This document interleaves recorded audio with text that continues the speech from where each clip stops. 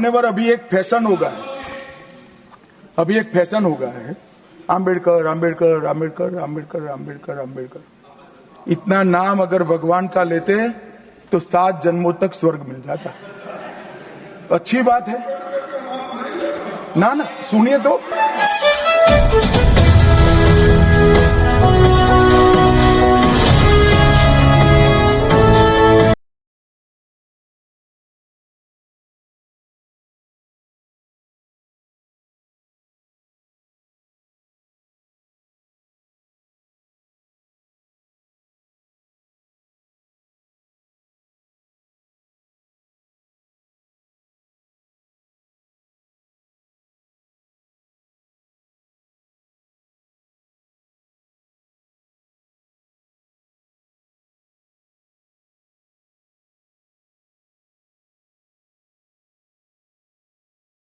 Xi'an Kannada ವೀಕ್ಷಕರೇ, ಏನು micro finance ನಮ್ಮ ರಾಜ್ಯದಲ್ಲಿ ಒಂದು ಭೀತಿಯನ್ನ ಸೃಷ್ಟಿಸಿತ್ತು. ರೈತರು ತಮ್ಮ ರಕ್ಷಣೆಗೆ ತಾವೇ ಮುಂದಾಗಿರುವಂತಹ ಸ್ಥಿತಿ ಬಂದಿತ್ತು.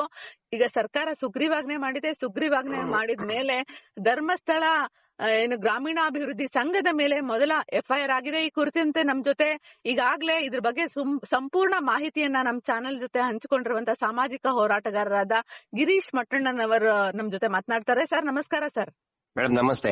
ಸರ್, ನಿಮ್ಮ ಹೋರಾಟಕ್ಕೆ ಜಯ ಸಿಕ್ಕಿದ್ಯಾ? ಮೊದಲ FIR ಎಲ್ಲಿ, ಹೇಗೆ ಹೇಳಿ ಸರ್. ಖಂಡಿತ ಒಂದು ಹೊಸ ತಿರುವು ಸಿಕ್ಕಿದೆ, ಹೊಸ ಇನ್ನೂ ಹೆಚ್ಚಿನ ಶಕ್ತಿ ಬಂದಿದೆ. ಅದಕ್ಕೆ ಏನು ಸಿದ್ದರಾಮಯ್ಯನವರ ನೇತೃತ್ವದಲ್ಲಿ ಒಂದು ಸರ್ಕಾರ ಸುಗ್ರೀವಾಜ್ಞೆಯನ್ನು ಹೊರಡಿಸ್ತು. ಅದರಿಂದ ಒಂದು ಬಲ ಸಿಕ್ಕಿದೆ, ಜನರಲ್ಲಿ ಒಂದು ಆತ್ಮವಿಶ್ವಾಸ ಮೂಡಿದೆ. ಎಲ್ಲಿ FIR ಆಗಿರೋದು ಸರ್? ನಿನ್ನೆ ಚಿತ್ರದುರ್ಗ ಜಿಲ್ಲೆ ಹಿರಿಯೂರು ತಾಲೂಕು ಹಿರಿಯೂರು ಪೊಲೀಸ್ ಠಾಣೆಯಲ್ಲಿ SKDRDP ವಿರುದ್ಧ FIR ದಾಖಲಾಗಿದೆ.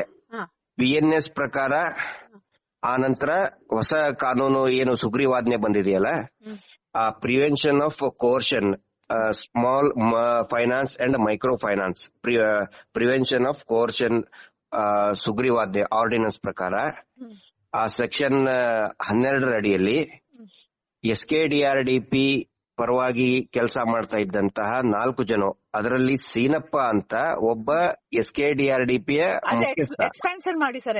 SKDRDP ನ ಶ್ರೀ ಕ್ಷೇತ್ರ ಧರ್ಮಸ್ಥಳ ರೂರಲ್ ಡೆವಲಪ್ಮೆಂಟ್ ಪ್ರಾಜೆಕ್ಟ್ ಅಂತಾರೆ ಅದಕ್ಕೆ. ಅಂದ್ರೆ ಶ್ರೀ ಕ್ಷೇತ್ರ ಧರ್ಮಸ್ಥಳ ಹೆಸರಿನಲ್ಲಿ ಗ್ರಾಮಾಭಿವೃದ್ಧಿ ಯೋಜನೆ ಮಾಡ್ತೀವಿ ಅಂತ ಹೇಳಿ ಮೀಟರ್ ಬಡ್ಡಿ ದಂಧೆ ನಡೆಸ್ತಂತಹ ಈ ಅಕ್ರಮ ದಂಧೆ ವಿರುದ್ಧ FIR ದಾಖಲೆ ಆಗಿದೆ. ಆನಂತರ ಇಲ್ಲಿ ನಾವು ಗಮನಿಸಬೇಕಾಗಿದ್ದು, ಇವ್ರು ಏನ್ ಮಾಡಿದ್ರು, ದೂರು ಕೊಡಕ್ ಹೋದ್ಮೇಲೆ ದೂರು ಕೊಟ್ಟಂತವ್ರು ಯಾರು? ಧರ್ಮಸ್ಥಳ ಸಂಘದ ಸದಸ್ಯರೇ, ಹೊರಗಿನವರಲ್ಲ. ಇಲ್ಲಿ ಒಂದು ಕ್ಲಾರಿಟಿ ಇರಬೇಕು ಜನರಲ್ಲಿ ಅಥವಾ ಕೇಳುಗರಲ್ಲಿ. ಇಲ್ಲಿ ನಾವು ಧರ್ಮಸ್ಥಳ ಸಂಘದ ವಿರುದ್ಧ ಯಾರು ಇಲ್ಲ, ಧರ್ಮಸ್ಥಳ ಸಂಘದ ಪರವಾಗಿನೇ ಇದೀವಿ. ಆದ್ರೆ ಇಲ್ಲಿ ಅಪಚಾರ ಮಾಡ್ತಾ ಇರುವುದು, ಫ್ರಾಡ್ ಮಾಡ್ತಾ ಇರೋದು ಆ BC ಟ್ರಸ್ಟ್ SKDRDP ಅಂದ್ರೆ ಶ್ರೀ ಕ್ಷೇತ್ರ ಧರ್ಮಸ್ಥಳ SKDRDP ಟ್ರಸ್ಟ್ ನ ಸದಸ್ಯರು, ನಿರ್ದೇಶಕರುಗಳು. ಅವ್ರು ಯಾರು ಅಂತ ಹೇಳಿದ್ರೆ, ಇದೇ ವೀರೇಂದ್ರ ಜೈನ್, ಅವರ ತಮ್ಮ, ಅವರ ಹೆಂಡತಿ, ಅವರ ತಮ್ಮನ ಮಕ್ಕಳು, ಅವರ ಕುಟುಂಬ ಮಾತ್ರ ಇರೋದು, ಹೊರಗಿನವರಿಲ್ಲ. ಇಲ್ಲ, ಅವ್ರು ಏನ್ ಮಾಡ್ತಾ ಇದ್ದಾರೆ, ಫ್ರಾಡ್ ಮಾಡ್ತಾ ಇರೋದು ಆ ಟ್ರಸ್ಟ್ ನಿಂದ ಆಗ್ತಾ ಇದೆ.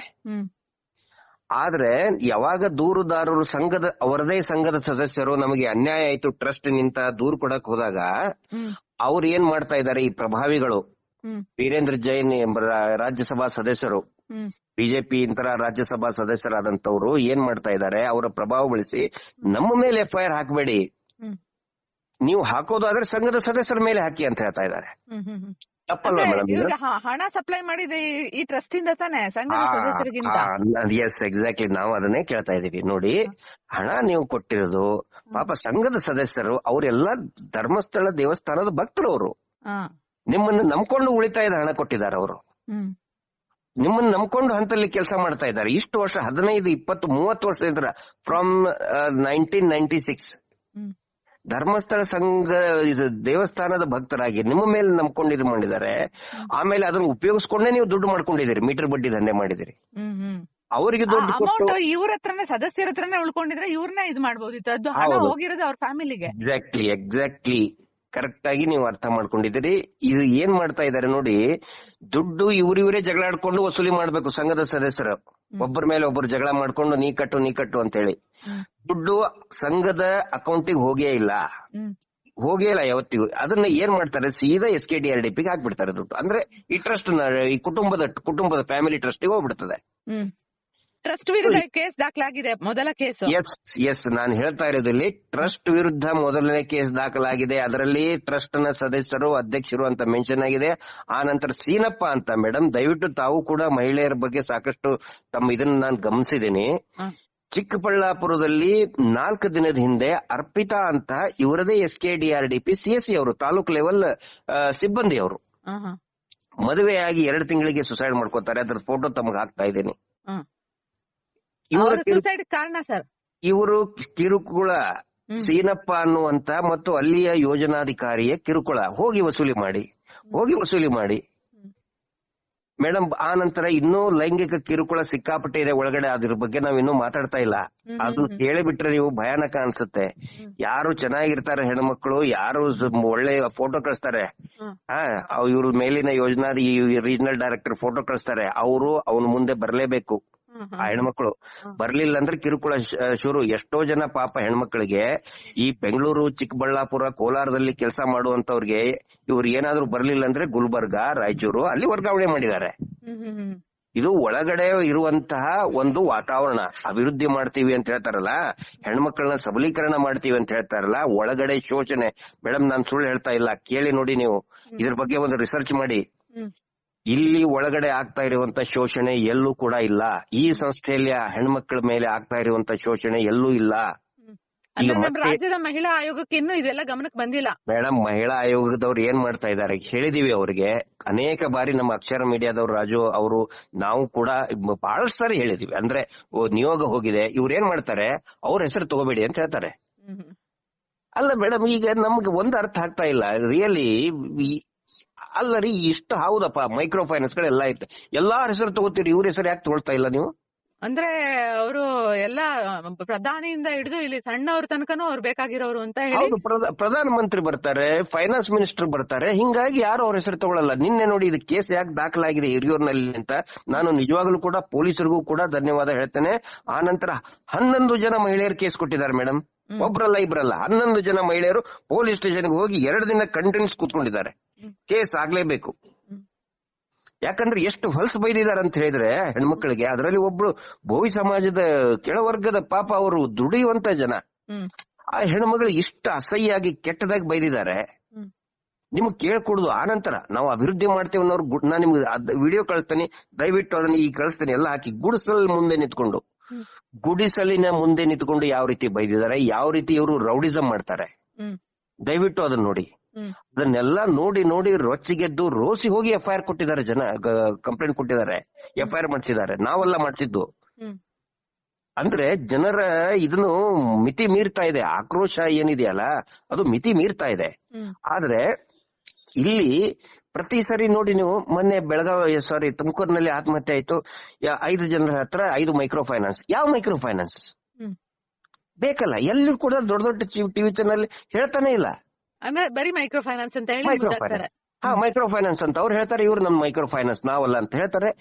ಎಲ್ಲಿವರೆಗೆ ಈ SKDRDP ಪಾಯಿಂಟ್ ಆಫ್ ಕಲೆಕ್ಷನ್ ಇದೆ, ಪ್ರತಿ ಗ್ರಾಮದಲ್ಲಿನೂ ಕೂಡ ಪಾಯಿಂಟ್ ಆಫ್ ಕಲೆಕ್ಷನ್ ಇದೆಯಲ್ಲ, ಅಲ್ಲಿ ದಾಳಿ ಮಾಡಬೇಕು. ಪೊಲೀಸರು ಅಲ್ಲಿ ದಾಳಿ ಮಾಡುವವರಿಗೆ ತಕ್ಷಣ ಬ್ಯಾನ್ ಮಾಡ್ಬೇಕಲ್ವಾ? ಇದು ಸಂವಿಧಾನದ ಅಡಿಯಲ್ಲಿ ಕೆಲಸ ಮಾಡ್ತಿಲ್ಲ ಅಂದಾಗ ಇದನ್ನ ತಕ್ಷಣ ಬ್ಯಾನ್ ಮಾಡುವಂತ ನಿಟ್ಟಿನಲ್ಲಿ ರಾಜ್ಯದಲ್ಲಿ ಹಣಕಾಸು ಮುಖ್ಯಮಂತ್ರಿಗಳೇ ಹಣಕಾಸು ಸಚಿವರು ಸಹ ಹೌದು.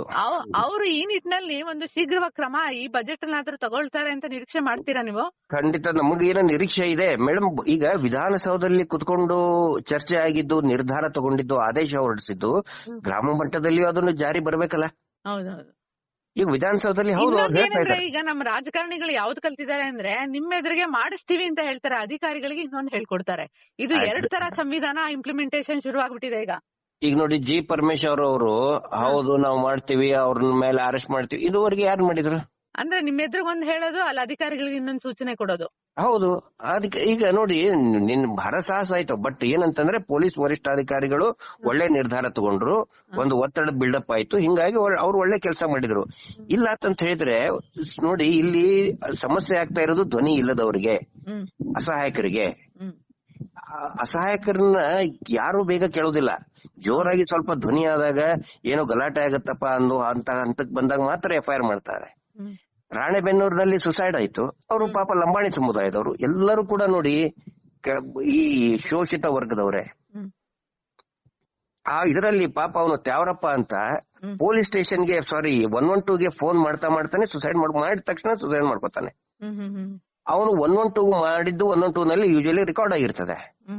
ಆದ್ರೆ ಅವನ ಹೆಂಡತಿ ಕಡೆ ಅಂತ ಸೈನ್ ಮಾಡಿಸ್ಕೋತಾರೆ. ಇವರೇ SKDRDP ಸಿಬ್ಬಂದಿಗಳು ಇಮ್ಮಿಡಿಯೇಟ್ ಆಗಿ ಬರ್ತಾರೆ. ಬಂದು ಇಲ್ಲ ನನ್ನ ಗಂಡನಿಗೆ ಕುಡಿಯೋ ಚಟ ಇತ್ತು, ಅದರ ಸಲುವಾಗಿ ಸತ್ತ, ಸಾಲದ ಇದಂತ್ರ ಸತ್ತಿಲ್ಲ ಅಂತ ಬರೆಸ್ಕೊಂಡು ಕೊಟ್ಬಿಡ್ತಾರೆ. ಅವ್ರಿಗೆ ಏನೋ ಒಂದು 50,000 1 ಲಕ್ಷನೋ 2 ಲಕ್ಷನೋ ಒಂದು ಆಮಿಷ ತೋರಿಸಿ ಇದು ಮಾಡ್ಬಿಡ್ತಾರೆ. ಅವ್ರ ಅಷ್ಟು ಅಮೌಂಟ್ ಯಾವತ್ತು ಜೀವನದಲ್ಲಿ ನೋಡಿರಲ್ಲ, ಗರಿ ನೋಡಿ ಕೊಟ್ಬಿಡ್ತಾರೆ, ಸುಮ್ನೆ ಆಗ್ಬಿಡ್ತಾರೆ. ಈ ರೀತಿ ಇವರು ಹ್ಯಾಂಡಲ್ ಮಾಡ್ತಾ ಇದ್ದಾರೆ. ಈಗ ಏನು ಟಿವಿನಲ್ಲಿ ಇದರಲ್ಲಿ ಬರ್ತಾ ಇದೆ ಎಲ್ಲ, ಇಟ್ ಇಸ್ ಓನ್ಲಿ ಒಂದು 10% ಮಾತ್ರ.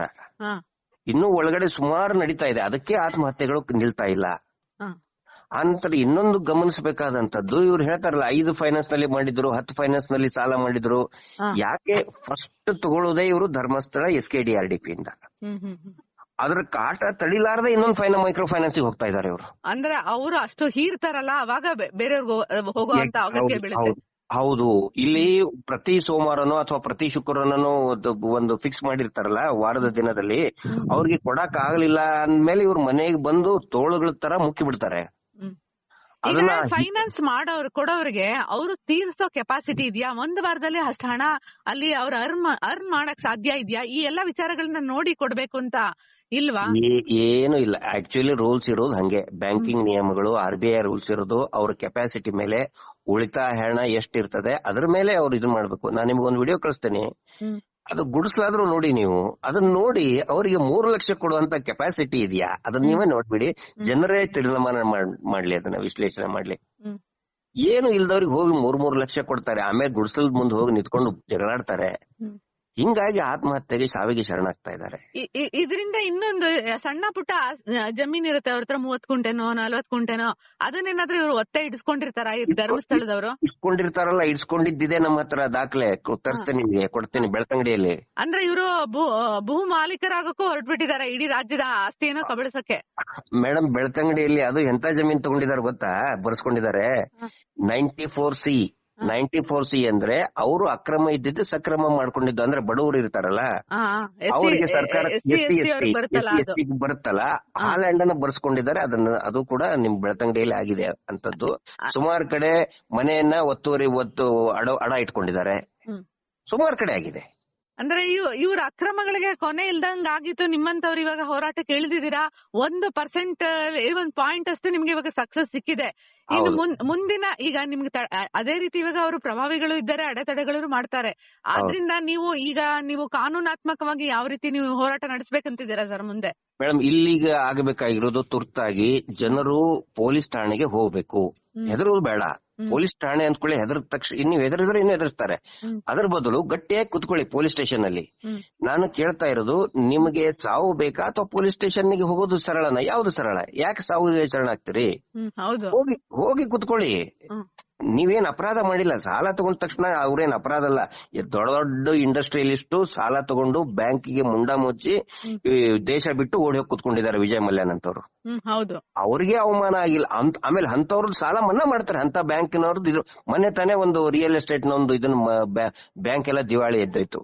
ಅಂತ ಬ್ಯಾಂಕ್ಗಳಿಗೆ ಸಾಲ ಸರ್ಕಾರನೇ ಕೊಡ್ತದೆ, ಪೂರ್ತಿ ಮನ್ನಾ ಮಾಡ್ತಾರೆ, ಸಾವಿರಾರು ಕೋಟಿ.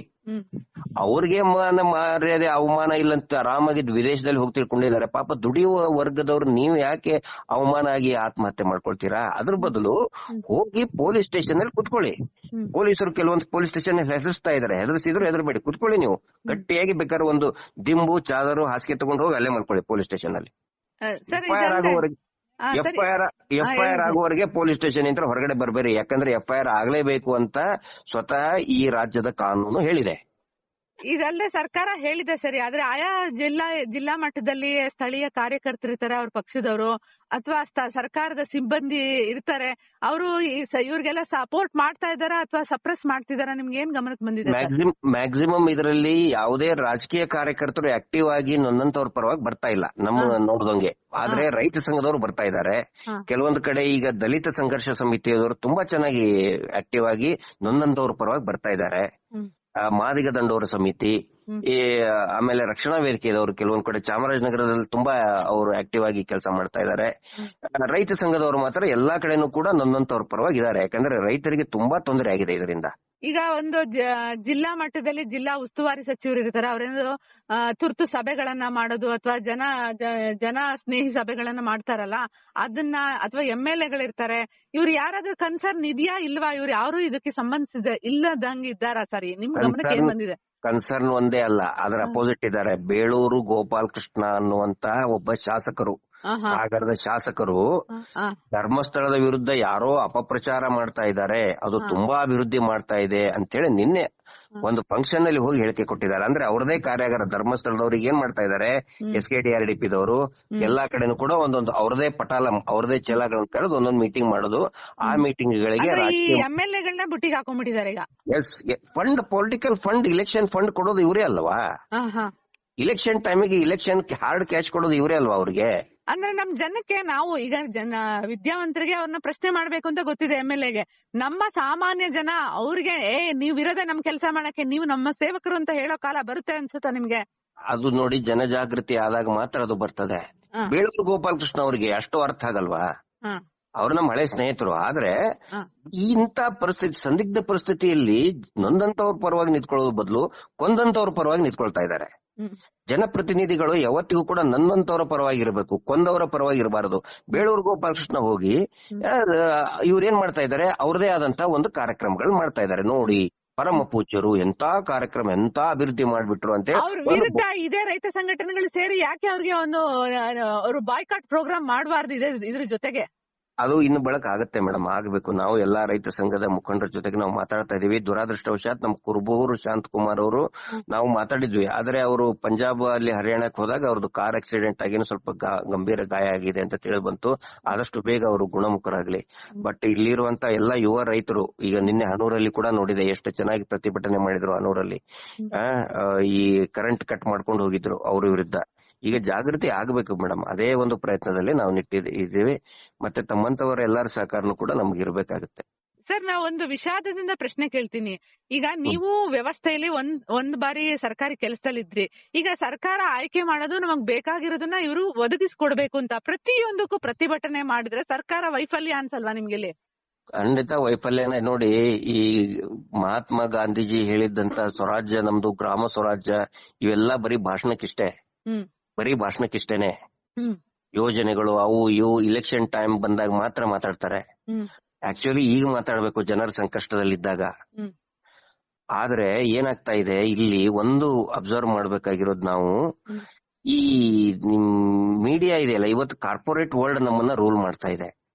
ಇಡೀ ಇವತ್ತು MLAಗಳು ರೂಲ್ ಮಾಡ್ತಾ ಇಲ್ಲ. MLAಗಳ ಮೇಲೆ ಕಾರ್ಪೊರೇಟ್ ಕಂಪನಿಗಳಿದಾವಲ್ಲ, ಅವುಗಳು ರೂಲ್ ಮಾಡ್ತಾ ಇದಾವೆ ಸರ್ಕಾರಗಳನ್ನ. ಈ MLAಗಳು ಯಾರು ಸರ್? ಹಿಂದೆ ಗಾಂಧೀಜಿ ಟೈಮ್ಗೆ ಈ MLA ಇವತ್ತು ಯಾರ್ಯಾರಾಗಿದಾರಲ್ಲ, ಇವರು ಅವತ್ತು ಒಪ್ಪತ್ತಿನ ಊಟಕ್ಕೆ ಅಳ್ತಾ ಇದ್ದಂತ ಕುಟುಂಬದಿಂದ ಬಂದವ್ರು ತಾನೆ ಇವರೆಲ್ಲ. ಹೌದು ಹೌದು ಹೌದು. ಇವತ್ತು ಇವ್ರಿಗೆ ಬಡತನ ಮರ್ತೋಗಿದೆ. ಇವ್ರಿಗೆ ಯಾರು ಫಂಡಿಂಗ್ ಮಾಡ್ತಾರೆ ಅವ್ರು ಬೇಕಾಗಿದೆ. ಹೌದು, ಇವತ್ತು ಇನ್ವೆಸ್ಟ್ಮೆಂಟ್, ರಾಜಕೀಯ ಅನ್ನೋದು ಇನ್ವೆಸ್ಟ್ಮೆಂಟ್ ಆಗ್ಬಿಟ್ಟಿದೆ. ನಾನು ಇಷ್ಟು ದುಡ್ಡು ಹಾಕ್ತೀನಿ, ನನಗೆ ಆಮೇಲೆ ನೀನ್ ಇಷ್ಟು ಫೇವರ್ ಮಾಡ್ಬೇಕು ಅಂತ ಹೇಳ್ತಾರೆ ಕಂಪನಿಯವರು ಅಥವಾ ದೊಡ್ಡ ದೊಡ್ಡ ಇಂಡಸ್ಟ್ರಿಯಲಿಸ್ಟ್. ಒಬ್ಬೊಬ್ಬನಿಗೆ MLAಗಳನ್ನ ಗುತ್ತಿಗೆ ಎಳೆದ್ಬಿಟ್ಟಿದ್ದಾರೆ. ಇವರು ವೀರೇಂದ್ರ ಜೈನ್ ಅಂಡ್ ಕಂಪನಿ ಏನಿದೆಯಲ್ಲ, ಇಲೆಕ್ಷನ್ ಟೈಮ್ ನಲ್ಲಿ maximum number of MLA candidate ಗಳಿಗೆ ದುಡ್ಡು ಕೊಡ್ತದೆ, ಇರ್ರೆಸ್ಪೆಕ್ಟಿವ್ ಆಫ್ ಪೊಲಿಟಿಕಲ್ ಪಾರ್ಟಿ. ಹಿಂಗಾಗಿ ಈಗ ಅವ್ರು ಋಣ ತೀರಿಸಲೇಬೇಕು. ಅವರು ಬನ್ನಿ ಕಾರ್ಯಕ್ರಮಕ್ಕೆ ನಮ್ಮನ್ನು ಹೊಗಳಿ ಅಂತ ಹೇಳ್ತಾರೆ ಅವರು. ಹಿಂಗಾಗಿ ಹೊಗಳಿ ಮಾತಾಡ್ತಾ ಇದ್ದಾರೆ. ಬಟ್ ಇದಕ್ಕೆ ಎಲ್ಲದಕ್ಕೂ ಕೂಡ ಉತ್ತರ ಅಂತ ಹೇಳಿದ್ರೆ ಒಂದು ಜನಜಾಗೃತಿ. ಒಂದು 6 ತಿಂಗಳ ಹಿಂದೆ ಪೊಲೀಸರು FIR ಮಾಡಕ್ ರೆಡಿ ಇದ್ದಿಲ್ಲ, ಇವತ್ತು FIR ಆಯ್ತು. ಸೊ ಅದಕ್ಕೆ ನಾನು ಒಂದು ಪ್ರೋಗ್ರೆಸ್ ಅಂತ ಹೇಳ್ತಾ ಇದ್ದೇನೆ ಇದಕ್ಕೆ. ಒಂದು ವರ್ಷದ ಹಿಂದೆ ಜನರಿಗೆ ಪ್ರಶ್ನೆ ಮಾಡೋಕೆ ಆಗ್ತಿರ್ಲಿಲ್ಲ. ಸೌಜನ್ಯ ಹೋರಾಟದಕ್ಕಿಂತ ಮುಂಚೆ ಇವ್ರದ್ದು ಬಗ್ಗೆ ಯಾರಿಗೂ ಮಾತಾಡಕ್ಕೆ ಒಂದಿದ್ದಿದ್ದಿಲ್ಲ. ಯಾವಾಗ ಮಹೇಶ್ ಶೆಟ್ಟಿ ತಿಮ್ಮರೋಡಿ ಅವರು ಮತ್ತು ಎಲ್ಲರೂ ಕೂಡ ಮಾತಾಡಕ್ ಅವ್ರದ್ದು ಒಂದು ಗಟ್ಟಿ ಧ್ವನಿಯಲ್ಲಿ ಹೋರಾಟ ಶುರು ಮಾಡಿದ್ರೆ ಪ್ರಶ್ನೆ ಶುರು ಆಯ್ತು, ಪ್ರಶ್ನೆ ಮಾಡಕ್ಕೆ ವಿಶ್ಲೇಷಣೆ ಶುರು ಆಯ್ತು. ಈಗ ಅವ್ರ ಮೇಲೆನೆ FIR ಆಗಿದೆ, ಅದೇ SKDRDP ಮೇಲೆ. ಒಂದು ಸ್ಟೇಜ್ ಬೈ ಸ್ಟೇಜ್ ಒಂದು ಇದನ್ನ ಆಗ್ತಾ ಇದೆ. ಒಂದು ಸಾಮಾಜಿಕ ಕ್ರಾಂತಿ, ಒಂದು ರೆವಲ್ಯೂಷನ್ ಸ್ಟಾರ್ಟ್ ಆಗಿದೆ ಈಗ. ಇದು ನೀವು ಒಂದು ವಿಶೇಷ ಪಾತ್ರ ವಹಿಸಿದ್ದೀರಾ ಸರ್. ಯಾಕಂದ್ರೆ ನೀವು ವ್ಯವಸ್ಥೆ ಒಳಗೆ ಇದ್ದವರು ಆಚೆ ಬಂದಿದ್ದೀರಾ. ಸೊಸೈಟಿಯನ್ನ ನೀವು ಗಾಂಧಿ ತತ್ವಗಳನ್ನ ಯಾವತ್ತೂ ಅದು ಅಳಿಸೋಗಲ್ಲ ಅನ್ನಕ್ಕೆ ನೀವು ಇವತ್ತು ಅದನ್ನ ನೆನೆಸ್ಕೊಂಡು ಹೇಳ್ತಾ ಇರೋದೇ ಸಾಕ್ಷಿಯಾಗಿದೆ. ಖಂಡಿತ ಇವತ್ತು ನಾವು ಗಾಂಧಿ ಕಟ್ಟಿದ ನಾಡು, ಇವ್ರು ಯಾರು ಇವತ್ತಿನ ರಾಜಕಾರಣಿಗಳು ಕಟ್ಟಿದ ನಾಡಲ್ಲ ಇದು. ಆದ್ರಿಂದ ಇದು ಗಾಂಧಿ ಕಟ್ಟಿದ ನಾಡು. ಇನ್ನು ಧರ್ಮಸ್ಥಳದಲ್ಲಿ ದೇವ್ರಿದ್ದಾನ ಅಂದ್ರೆ ಗಾಂಧಿ ವಿಚಾರಧಾರೆಯಲ್ಲಿ ಹೇಳ್ಬೇಕಂದ್ರೆ ಖಂಡಿತ ದೇವ್ರು ಎಲ್ಲಿ ಅಕ್ರಮ ಮಾಡ್ತಾನೆ, ಅಪವಿತ್ರ ಮಾಡ್ತಾರೆ, ಆ ಜಾಗದಲ್ಲಿ ದೇವ್ರು ಇರಲ್ಲ. ಆದ್ರಿಂದ ಜನ ಖಂಡಿತವಾಗ್ಲೂ ನಿಮ್ಮ ಈ ವಿಚಾರಗಳಿಂದ ಹೊರಬಂದು ಕಂಪ್ಲೇಂಟ್ ಕೊಡ್ಲಿ ಅಂತ ಹೇಳಿ ನಾವು ಸಹ ಅವ್ರಿಗೆ ಬೆಂಬಲ ತುಂಬೋಣ ಸರ್. ಥ್ಯಾಂಕ್ ಯು ಮೇಡಮ್, ಧನ್ಯವಾದ. ನಮಸ್ಕಾರ ಸರ್. ನಮಸ್ತೆ, ಥ್ಯಾಂಕ್ ಯು.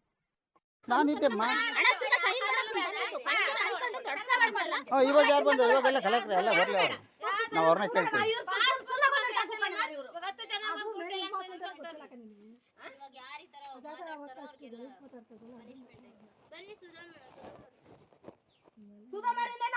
ನೋಡಮ್ಮ, ನಮಗೆ ಟೈಮ್ ಆಗ್ತತೆ. ನಾವು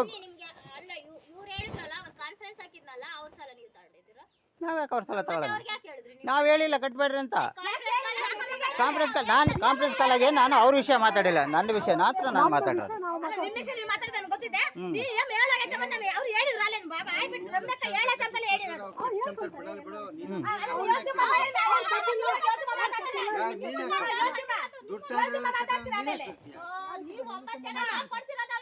ನಾವು ಕಟ್ಟಲ್ಲ ಅಂತ ಹೇಳಿಲ್ಲಮ್ಮ ಸುಮಕ್ಕ, ನಾವು ಕಟ್ಟಲ್ಲ ಅಂತ ಹೇಳಿಲ್ಲ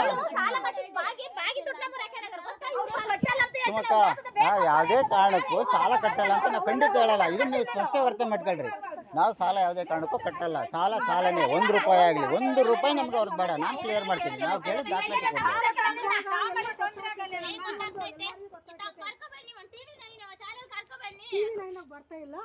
ಅದು ಬೇಡ ನಮಗೆ. ಮೇನ್ ಚಾನಲ್ಗೆ ಸ್ಟೇ ತಂದಿದ್ದಾರೆ ಅವರು. ಅದನ್ನ ನೀವ್ ಹೇಳ್ಬೇಡ್ರಿ. ಅದು ಗೊತ್ತಿರೋ ವಿಚಾರ, ನಿಮ್ಗೂ ಗೊತ್ತಿರುತ್ತೆ, ದೇಶಕ್ಕೂ ಗೊತ್ತಿರೋ ವಿಚಾರ.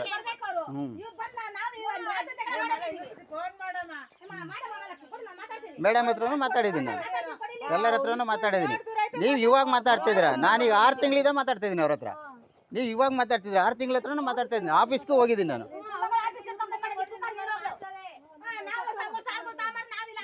ಮತ್ತೆ 6 ತಿಂಗಳಿಂದ ನಾನು ಓಡಾಡ್ತಾ ಇದ್ದೀನಿ, ಯಾರು ಬಂದಿಲ್ಲ ಅವಾಗ ನಮ್ಗೆ.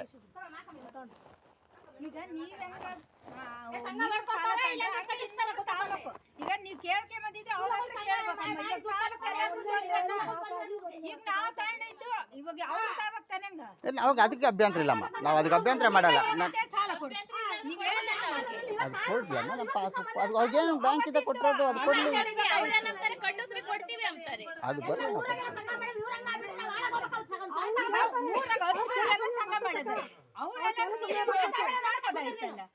ಎಲ್ಲರಿಗೂ ಬರ್ತೈತೆ ತಡ್ರಿ.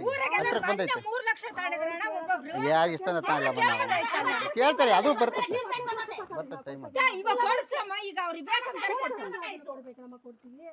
ಅದು ಕೊಡಕ್ಕೇನೆ ಅವ್ರಿಗೆ ಅಂತ ಬ್ಯಾಂಕ್ ಇದೆ ಕೊಟ್ಟರೆ.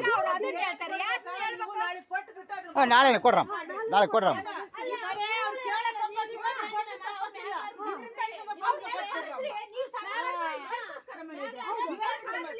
ದಾಖಲಾತಿ ಇಲ್ದಂಗೆ ನೀವ್ ಯಾಕೆ ಮಾಡ್ಬೇಕು?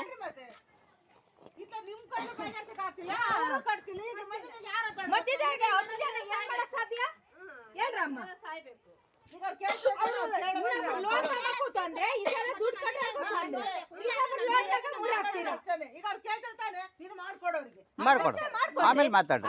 ಕೊಡ್ಲಿಲ್ಲ ಮಾಡಿಲ್ಲ, ಕೊಟ್ಟದು ತಪ್ಪಲ್ಲ. ಇವ್ರು ನೋಡ್ರಿ 10 ಜನ ಮಾಡ್ಕೊಟ್ಟಿದ್ವಿ, 10 ಜನ ಬ್ಯಾಂಕಿಂದ ಪಾಸ್ಬುಕ್ ತಂದು ಕೊಡಕ್ಕಾಗುತ್ತೆ? ಕೊಡ್ಬೇಕು. ಯಾಕೆ ಕೊಡಲ್ಲ? ನಮ್ಮ ಆಧಾರ್ ಕಾರ್ಡ್ ಕೊಟ್ಟೆ ಬ್ಯಾಂಕ್ ಅಲ್ಲಿ ತಂದಿರೋದವ್ರು. ಮೇಡಮ್ ಕೊಡ್ಬೇಕಾರೆ ನಾವು ಕೊಡಕ್ ಬರುತ್ತೆ? 10 ಜನ ಇವ್ರಿಗೆ ತೊಂದ್ರೆ ಆಗುತ್ತಲ್ಲ.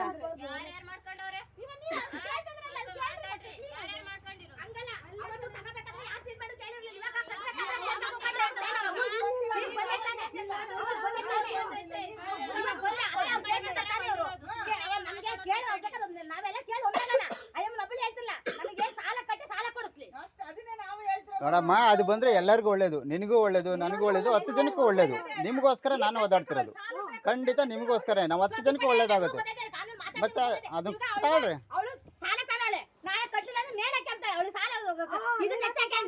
ಹಂಗ ಸಾಯ್ಬಾರ್ದು. ಅದೇ ಕೆಲಸನೇ ಮಾಡ್ತಿರೋದು ನಾವು. ಅಮಾಯಕರು ಸಾಯ್ಬಾರ್ದು ಅನ್ನೋ ಉದ್ದೇಶಕ್ಕೆ ಅದನ್ನ ಕೇಳ್ತಿರೋದು.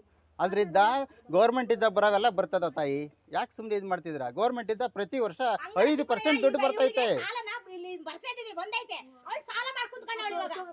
ಅದನ್ನೇ ಕೇಳ್ತಿರೋದು. ಅವೆಲ್ಲ ಸಬ್ಸಿಡಿ ಅಮೌಂಟು ಎಲ್ಲ ಬರ್ತದೆ, ಅದು ಬಂದ್ರೆ ಅದೆಲ್ಲ ಬರ್ತದೆ. ಅವತ್ತು ಹಿಂಗಾಗ್ತೈತೆ ನನಗೆ ಗೊತ್ತಿರಲಿಲ್ಲ. ನಾನು ನಂದೊಂದು LIC ವಿಚಾರ ಓಡಾಡಿದಾಗ ಇವೆಲ್ಲ ಬಯಲಿ ಬಂದು ಅವಾಗ ನಾನು ಅದರೊಳಗೆ ಅವತ್ತೇ ಹೇಳಿ ಹಿಂಗೆಲ್ಲ ಕ್ಲಿಯರ್ ನೋಡಿ ಹಿಂಗಾಗ್ತೈತೆ ಹೇಳೈತಿ, ಎಲ್ಲರಿಗೂ ಗೊತ್ತಾಯ್ತು. ಜನಕ್ಕೆ ತೊಂದ್ರೆ. ನಾವು ಒಂದ್ಸರಿ ಅಲ್ಲ 10 ಸರಿ ಓಡಾಡಿದ್ವಿ ಆ LIC ಫಾರಮ್ಗೋಸ್ಕರ, ಬ್ಯಾಂಕಿಗೂ. EMN ಹತ್ರ ಎಷ್ಟು ಮಾತಾಡಿದ್ದೀನಿ. ಬಾಂಡೆ ನಮ್ಮದು, ಸರಸ್ವತಿ ಅಲ್ಲಮ್ಮ, ಅದು ಬಾಂಡೆ ನಮ್ಮದು. ಅದು ಬಾಂಡ ಏನಮ್ಮ? ಅದು ಬಾಂಡೆ ನಮ್ಮ ಜಸ್ಟ್ ಒಂದು ಫಾರಮ್. ಆ ಫಾರಮ್ ಬಿಟ್ಟಾಗು, ಆ ಫಾರಮ್ ಹೋದ್ರೆ ನಾನೇ ಆಫೀಸ್ಗೆ ಹೋಗಿ ಇಬ್ರು ತಂದು ಸೈನ್ ಮಾಡಿಸಿ ನಮ್ಮ ಕಡೆ ಕೊಟ್ಟಿದ್ದೀವಿ. ಅದನ್ನು ಮಾಡಿಸಿಲ್ಲ ಅವರು, ಆಗಿಲ್ಲ. ಮತ್ತೆ ಆಗೈತೆ 20 ನಿಮಿಷಕ್ಕೆ ಐಡಿ ಕಳಿಸ್ತೀನಿ ಅಂತ ಹೆಂಗೆ ಹೇಳಿದೆ ನೀನು? 20 ನಿಮಿಷಕ್ಕೆ ಪಾಯಿಂಟ್ ಅಲ್ಲಿ ಇದನ್ನ ಐಡಿ ಕಳಿಸ್ತೀನಿ ಅಂತ ಹೇಳಿದೆ. ಈ ತರ ಫೇಕ್ ಐಡಿಗಳು ಕಳಿಸ್ಕೊಂಡು ಎಷ್ಟು ಜನಕ್ಕೆ ಮೋಸ ಮಾಡ್ತಿದ್ದೀರಿ ನೀವು? ಮತ್ತೆ ಹೆಂಗ್ ಕಳಿಸ್ತೇ ನೀನು? 20 ನಿಮಿಷಕ್ಕೆ ಕಳಿಸ್ತೀನಿ ಅಂತ ಹೆಂಗ್ ಕಳಿಸಿದೆ ನೀನು? ಸುಳ್ಳು, ಅದು ಸುಳ್ಳಾಗಿ. ಮತ್ತೆ LIC ರಿನ್ಯೂವಲ್ ಆಗ್ದಲೇನೆ ಅಲ್ಲಮ್ಮ, LIC ರಿನ್ಯೂವಲ್ ಆಗ್ದಲೇ ಅವ್ರ ಹತ್ರ 500 ರೂಪಾಯಿ ಹೆಂಗ್ ಕಟ್ಸ್ಕೊಂಡೆ ನೀನು?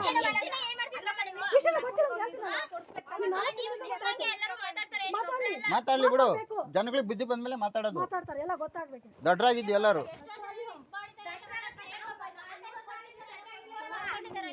ನೋಡಮ್ಮ, ನಾವು 1 ರೂಪಾಯಿನೂ ನಮಗೆ ಅವ್ರು ಬೇಡ.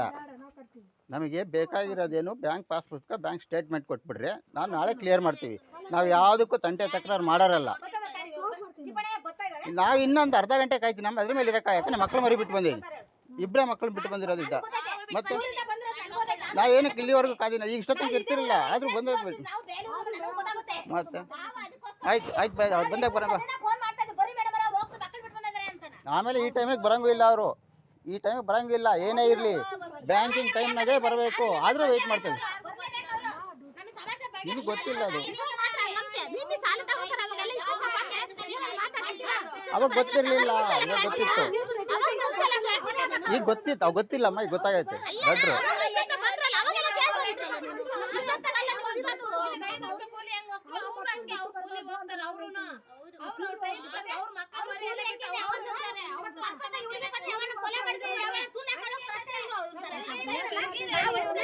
ಏನಮ್ಮ ನೋಡಮ್ಮ, ಸರಸ್ವತಿ ನಾನು ಹೇಳಕ್ಕೆ ಯಾರು ಮಾತಾಡೋದು ಬೇಡ. ನನಗೆ ಬೇಕಾಗಿರೋದು ಬ್ಯಾಂಕ್ ಪಾಸ್ಬುಕ್.